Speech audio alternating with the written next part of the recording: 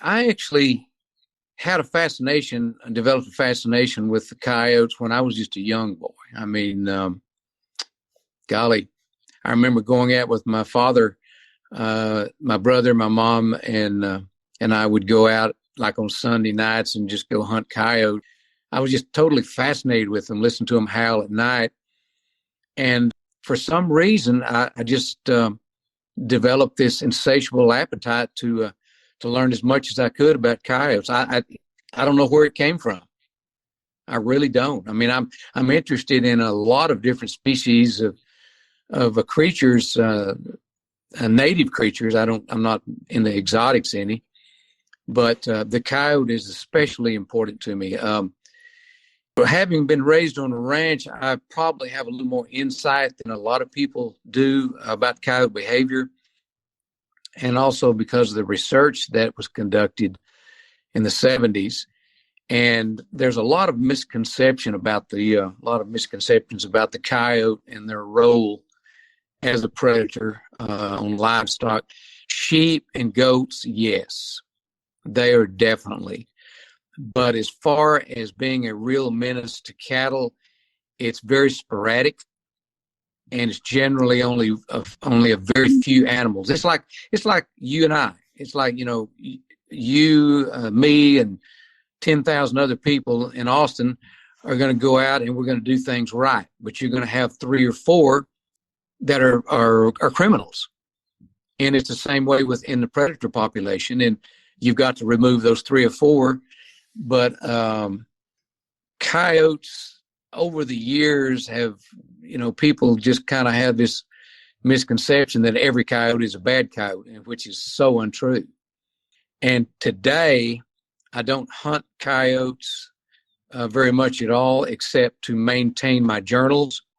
I have kept natural history journal on coyotes for the last 40 or 50 years. And if I don't harvest, 15 or 20 or 25 in a year, my journals will die. There'll be a window of time whenever there's nothing there. And so each year I will go out and try to harvest a few, and then take measurements, take body weights, and document body condition, and enter those into my journals. And then the rest of the time, all I do is photograph coyotes now. I'd much rather photograph them than shoot them. Much rather.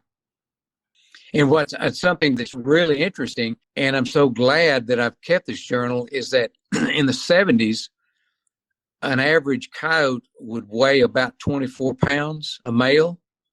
And today, according to my journals, the average male is going to exceed over 30 pounds. That's in a period of like 40 plus years. They have gotten larger, heavier. I attribute it to a couple of things. The influx of wild hogs. They are a big predator on wild hogs, on young pigs. And in the 1970s, in late in the 1970s, ranchers started converting their ranches from just exclusively cow-calf operations to raising yearling. Grazing yearlings on wheat. And so whereas a ranch, say, for instance, right here in Benjamin, would once raise only like 600 cows with calves, now they will have that many cows, but they'll have 5,000 to 10,000 yearlings throughout the winter. And if you have a 1% to 2% death loss with, say, 5,000 or 10,000 yearlings, look at the poundage of beef that's available to the coyotes. And also, and this is really important, the latest rage is hunting wild hogs out of helicopters. And this commercial hunting of hogs, and these guys don't utilize the meat. They just leave it lying there. And so you may, throughout a whole winter, there will be literally thousands of hogs killed in this 1 or 2 county area.